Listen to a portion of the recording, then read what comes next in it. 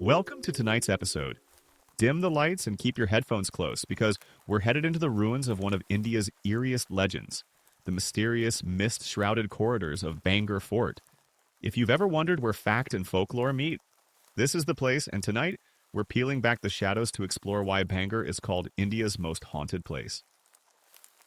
Low, echoing wind and distant temple bells fade in.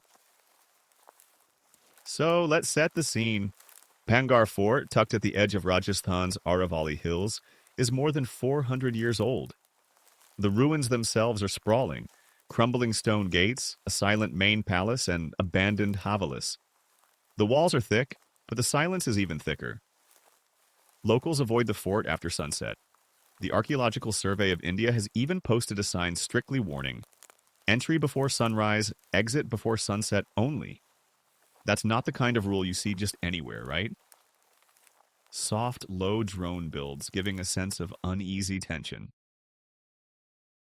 Now, here's where the legend starts.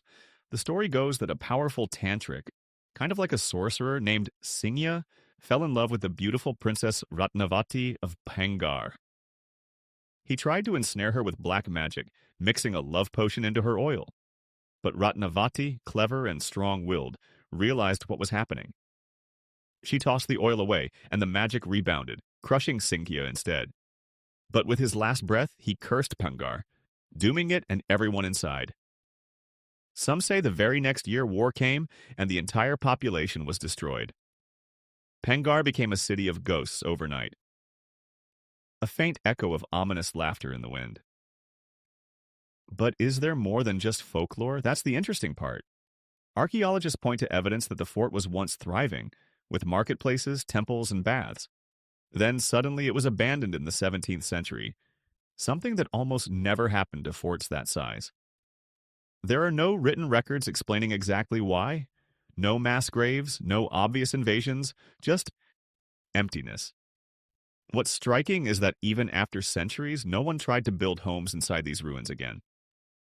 Footsteps over gravel, voice lowers. People say at dusk you can hear chanting echo through the palace, or glimpse a woman in royal clothes drifting across the ruin.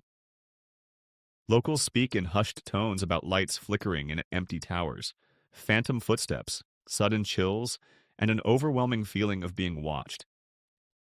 Even scientific teams who tried to study the space with instruments have reported strange equipment failures or unexplained malfunctions once the sun starts to set. One of the most chilling facts. In all these centuries, not a single permanent settlement has survived within Bhangarh's walls since the old curse. There are written orders as late as the British Raj banning people from spending the night there due to odd disappearances and reported deaths. Distant whisper, wind rustling through empty arches. Skeptics, of course, say it's all about the isolation, the way the fort is cut off, or the eerie acoustics bouncing off stone.